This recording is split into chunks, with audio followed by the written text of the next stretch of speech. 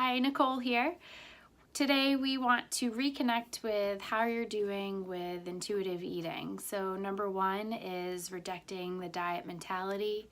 If you find yourself kind of attaching to any of the new books that are coming out that do have some type of diet, all or nothing program for you to follow, definitely reel it back in and get reconnected to your internal nutrition practice. And number two is honor your hunger. So keep your body biologically fed with adequate energy. So not skipping meals, really embracing breakfast, embracing lunch, giving yourself enough time. That's a big part of honoring your hunger. You can trigger a primal drive to overeat if you are skipping your meals, so that's a normal process that will happen if you skip meals. So really, again, connecting to your nutrition practice and being able to give yourself time to fuel yourself, honoring your hunger throughout the day. Once you reach the moment of excessive hunger, all intentions of moderate conscious eating are fleeting and irrelevant. So we want to learn to honor the first biological signal, setting the stage for rebuilding trust with yourself and your food.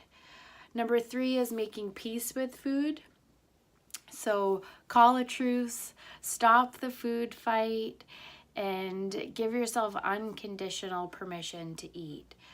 If you tell yourself that you can't or shouldn't have a particular food, it can lead to intense feelings of deprivation that build into uncontrollable cravings and often binging. When you finally give in to your forbidden food, eating will be experienced with such intensity, and it won't be a true experience of your internal nutrition practice, which would be following number two, which is honoring your hunger.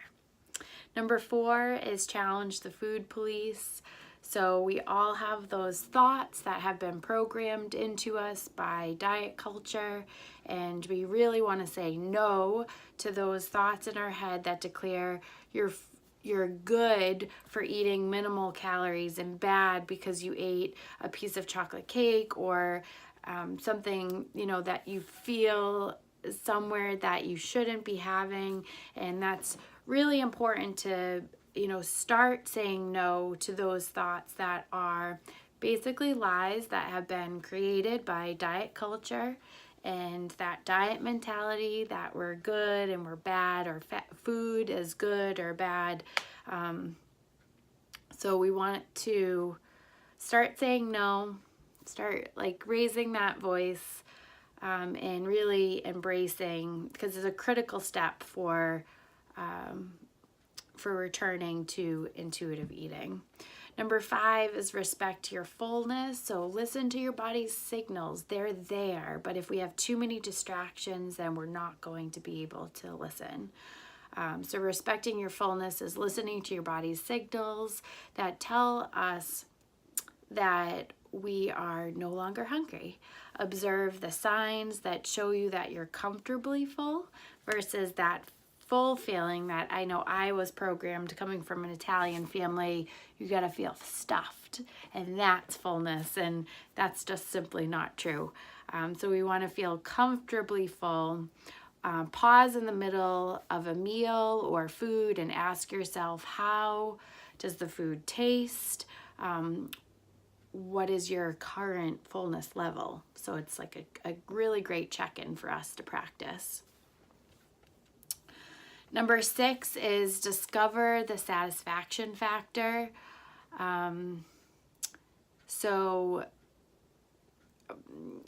The Chinese have the wisdom to promote pleasure as one of their goals of healthy living and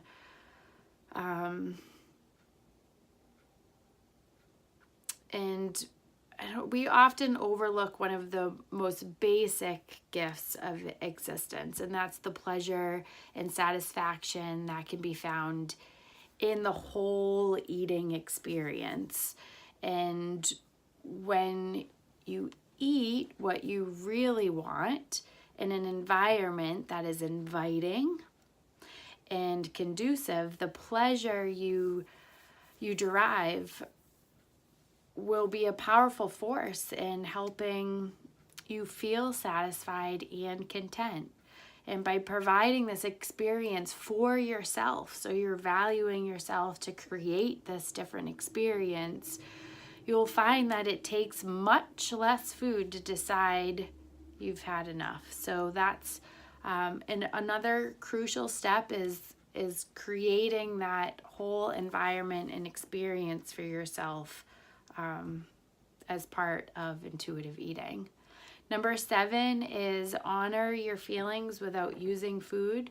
So we have feelings all day long, and finding ways to comfort, nurture, distract, and resolve our feelings or emotions without food is a great experiment, and see what you can come up with this week.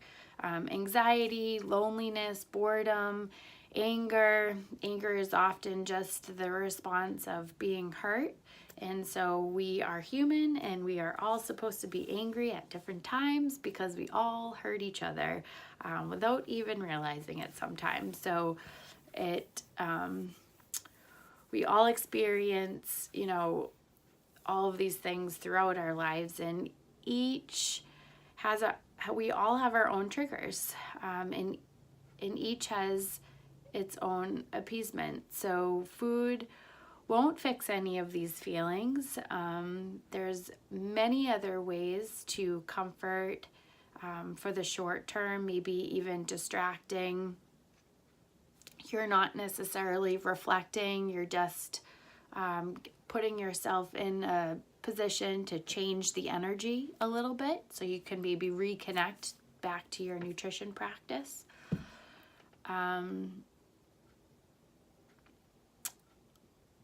But again, food won't solve it for you. If anything, eating for an emotional hunger will only make us feel worse in the long run. We all know that, but it's much harder to practice than to just say it in front of the camera to you guys. So it does take a lot of practice, and it does take a lot of just being open and trying new things and trusting me a little bit along the way. But we're here to support you in this process, and we can definitely dive into more of an intuitive eating approach as we go forward. So just as a reminder, you're ultimately going to have to deal with the source of the emotion, as well as the discomfort of overeating. So that is just a normal part of the process. I always like to say allow, connect. Actually, let me rephrase that. Observe, allow, and connect back to yourself and your practice. Number 8 is respecting your body. Accept your genetic blueprint. And just as a person with a shoe size of 8, which that's sometimes 7.5, sometimes 8, depending on who's making the shoe. So that even changes. Would not expect to realistically squeeze into another size. So as equally and uncomfortable to have the same expectation with body size, but mostly respect your body so you can feel better about who you are. It's hard to reject the diet mentality if you're unrealistic and overly critical about your body shape. So along this process, health at every size means that we're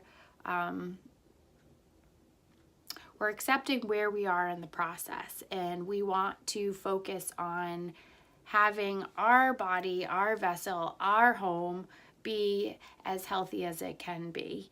And that means us seeing the value of taking care of ourselves along the way. So we have nutritional guidelines to help us, but we also want to treat ourselves with compassion and kindness and stop being critical and giving into that diet mentality, because it's not going to lead us to where we want to go. And so those are 8 intuitive eating practices that I'd like us to focus on for the next few weeks. And we all have the Nourishly app. So if you don't have your account set up, please contact me and I'll email you another invitation link where we have our missions, we have certain goals and practices each week that we're going to be following, as well as the opportunity to have your food log, so that we can connect on that level, and you can put any thoughts that you have down in your food journal as well. And I hope everyone has a great week. The holiday season is tricky at times, but we want to use it as an opportunity to, again, bring compassion and kindness and feel our best. All right. Thanks, guys.